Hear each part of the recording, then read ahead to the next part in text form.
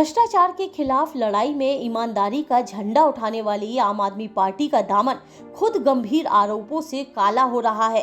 Party भ्रष्टाचार के गंभीर आरोपों से लिप्त है। इस बीच अब केजरीवाल के एक और विधायक नरेश बालियान की हालिया गिरफ्तारी ने इन सवालों को और गहरा कर दिया है। यह मामला न केवल बालियान बल्कि पार्टी के अन्य नेताओं पर भी भ्रष्टाचार और आपराधिक गतिविधियों में संलिप्तता के आरोपों की कड़ी को जोड़ता है। नरेश बालियान की गिरफ्तारी और गैंगस्टर से संबंध।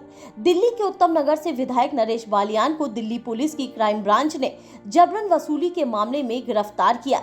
यह मामला 1 साल पुराना है, जिसमें बालियान और गैंगस्टर कपिल सांगवान उर्फ नंदू के बीच व्यापारियों से फिरौती मांगने की बातचीत का ऑडियो वायरल हुआ था। इस क्लिप को बीजेपी ने जारी कर आम आदमी पार्टी पर सवाल उठाए। ताहिर हुसैन का दंगा कनेक्शन। साल 2020 के दिल्ली दंगों में आप पार्षद ताहिर हुसैन की भूमिका ने भी पार्टी की छवि को गंभीर झटका दिया था। हुसैन पर दंगे भड़काने, संपत्ति जलाने और हिंसा फैलाने के आरोप लगे। कई जांचों में उनके घर से बड़ी मात्रा में पत्थर, पेट्रोल बम और हथियार बरामद हुए। अदालत ने ताहिर हुसैन को दंगों का मुख्य साजिशकर्ता माना। अमानुतुल्लाह खान के खिलाफ भ्रष्टाचार और धमकी के आरोप। आप विधायक अमानुतुल्लाह खान पर वक्फ बोर्ड में अनियमितताओं और भ्रष्टाचार के गंभीर आरोप हैं। उन पर सरकारी धन के दुरुपयोग और आपराधिक धमकी देने का भी आरोप लगा।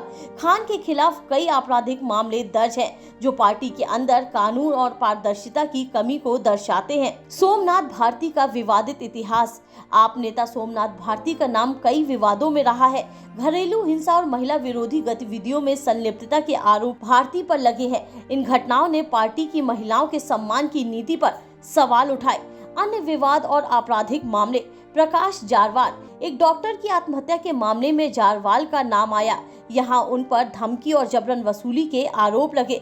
शरद चौहान महिला कार्यकर्ता को आत्महत्या के लिए उकसाने के आरोप में गिरफ्तार।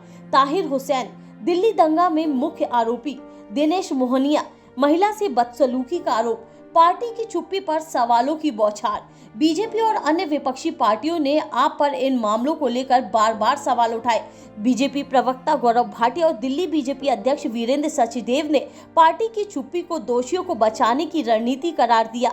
सवाल यह है कि पार्टी भ्रष्टाचार और अपराध के मामलों में कार्रवाई करने के बजाय चुप क्यों रहती है। अरविंद केजरीवाल की भूमिका।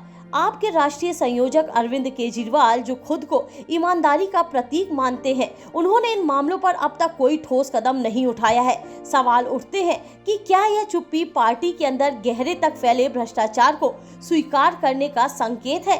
आम आदमी पार्टी ने राजनीति में एक नई और स्वच्छ हवा लाने का वादा किया था, लेकिन समय के साथ पार्टी के कई नेता भ्रष्टाचार, अपराध और अनियमितताओं के मामलों में फंसते चले गए। यह घटना न केवल पार्टी के दावों की पोल खोलती है, बल्कि यह भी सवाल खड़ा करती है कि क्या आप अपने भ्रष्टाचार मुक्त एजेंडे पर खरा उतरने में विफल रही है। आपको इन सवालों का ईमानदारी से जवाब देना होगा, अन्यथा यह पार्टी जनता की उम्मीदों को तोड़ने वाले दलों की सूची में शामिल हो सकती है।